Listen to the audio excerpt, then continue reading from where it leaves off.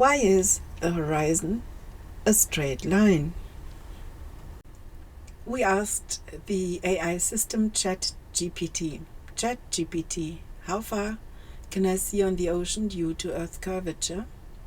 Answer, roughly 3 miles. ChatGPT, what shape does the horizon have? Answer, the horizon is curved because we live on a globe. ChatGPT, where on Earth do we see a curved horizon?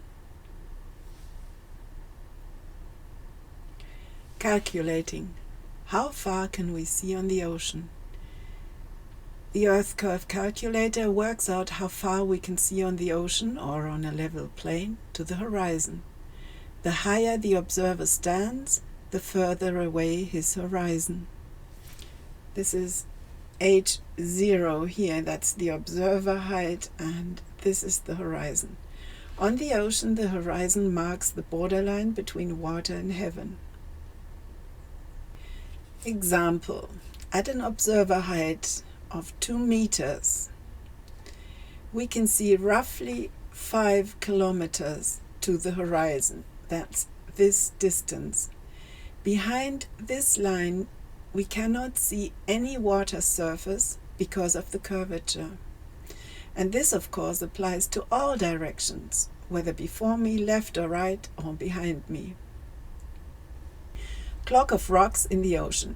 What does the visual range tell us regarding the shape of the horizon? Imagine a small island in the middle of the ocean. Around this are 12 large rocks situated like the face on a clock. All rocks are the same distance to the observer at the exact visual range on the globe, 5 kilometers, 3 miles. The rocks thus form a circle around us. Some rocks lie before us, some to the left, some to the right, and some behind us. And we are situated right in the center on a small sandy island. So we call this clock of rocks, and it's the view from above. Island in the center and one rock on each hour of that clock around us. Now, what do we see in a 180-degree view when we look in one direction? How would the horizon that is being marked by the rocks appear to the viewer? This picture is not true to scale, it's only to make the principle clear to you. The horizon would appear to us as an ellipse. The clock of rocks on the globe has an elliptical horizon. Think again, we are surrounded by 12 large rocks, each at a distance of 5 kilometers. This means each rock marks the exact horizon line. Here, that's the horizon line. Due to curvature, there is no water visible behind the horizon. So, there is no water behind any of the rocks. Each rock marks the borderline between heaven and water. Here, heaven, water. Behind each rock we see heaven instead of water. That's the definition of horizon on the ocean. Thus, on a globe, we find ourselves in the middle of a circle of water surface, which is in this example marked by the rocks. And how does this circle horizon appear to us? Due to perspective, we see the circle that is lying before us in the shape of an ellipse. For those of you who don't know this, look at your cup of coffee. Right from above, you see a circle. And then you look from a different angle, from the front, you look on the cup, and then you see that the circle now becomes an ellipse. So the elliptical horizon is inevitable when we apply the accepted scientific data about the visual range on the globe. To explain once more, when we are in a center and we draw equally long lines in all directions, they're equally long, then we get a circle. That's the definition of a circle. Okay? And that's what science says about the visual range on a globe. Again, not true to scale here. Picture 2, clock of rocks in reality. We always have a straight line horizon. That's not, there's a mistake in the picture, never mind. But we all know that the horizon we see is straight. So in reality, the horizon is a straight line. If one of the 12 rocks lies exactly on the horizon line, then there will be water behind the other rocks up to the straight line. There's water here behind the rock up to the straight line horizon. That's how we would see it. But nowhere on Earth are there horizon ellipses. There are only horizon lines. This is why we don't live on a globe. Come again? Because on a globe, the horizon in the ocean would form a circle, an ellipse due to perspective around us, and because this never occurs, we don't live on a globe. You can test it yourself at the beach. Look straight at the horizon and stretch your arms out to the left and right 3 and 9 o'clock. If your horizon shows no sign at all of curving towards where your hands are pointing, you don't live on a globe. So let's look again. The clock of rocks, where are we really, on a globe or on a flat Earth? On a globe, this is what the horizon would have to look like. This is what the scientific worldview actually tells us with their data. This is what it would have to look like. It's curved, because the Earth curvature limits the horizon equally in each direction, depending only on observer height. And it must curve around us somewhere. So, and on a flat Earth, we have the flat horizon, the level, the straight line horizon. This is what the clock of rocks would have to look like in reality. And this corresponds to the biblical worldview, the straight horizon. Now here, the lens performance sets the limit to the personal horizon. And of course also the air conditions, how much water is in the air, and of course the observer height also. Question: could the horizon merely appear as a straight line while in reality it's a circle?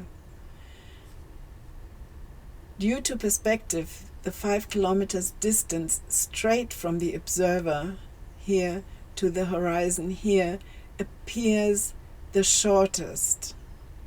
The same 5 kilometers more to the left or more to the right of the center appear longer. And this is called foreshortening of the perspective. This effect is also the reason why we see a circle from a different angle as an ellipse, because of the foreshortening when we look straight.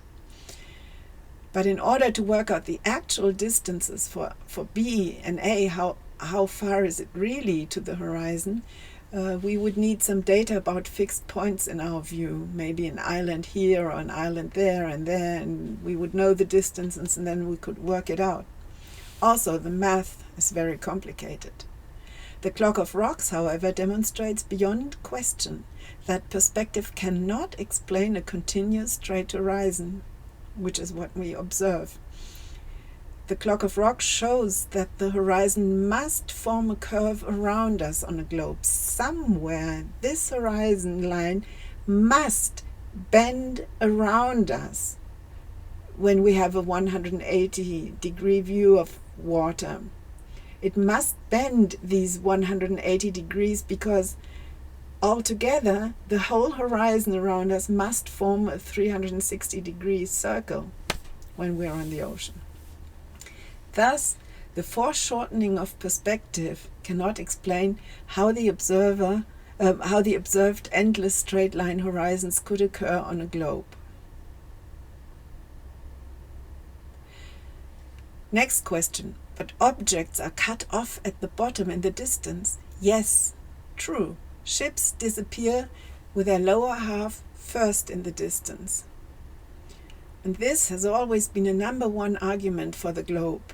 But this phenomenon is in reality explained by two well-known testable physical effects. The first is refraction. Air humidity scatters the light and pulls the object downward like a magnifying glass. This is scientifically out of question, and you can test it at home with a magnifying glass yourself that you hold in front of a straight line, and you see what happens to that line. It gets pulled down. The second effect is angular resolution. It has to do with the performance of our eyes. Our lens performance is no longer sufficient to discern what belongs to the object, the ship, and what is ocean water.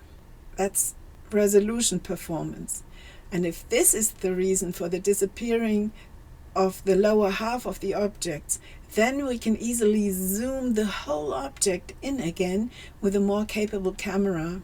And that's being done with thousands of examples on the internet now.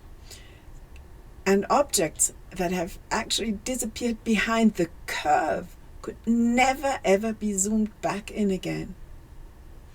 Okay, so there's two videos, one about refraction by Rob Skiba, Refraction Perspective and the Atmosphere, at BitChute, for example, and another video about the angular resolution. There are many, you just have to look for it. One, for example, is Flat Earth Zoom Proofs on the channel Voice of Yah. So, once again, why is the horizon a straight line? Answer: because the Bible tells the truth. Jesus is real. We are liars and sinners, and the earth is not a globe. I love each and every one of you, my truth-seeking brothers and sisters, beloved children of the Most High God. Jesus died for you as well. He is the way, the truth, and the life. Whosoever believes in him shall be saved and have beautiful eternal life instead of eternal torment. And there is a testable experiment that everyone can do. Ask Jesus Christ to reveal himself to you, in case he is real. And read the New Testament with an open heart 2 times if possible. And he will reveal himself to you. And one last thing. Whosoever calls on his name in his plight, even in his last minute, will be saved. Please, never forget this.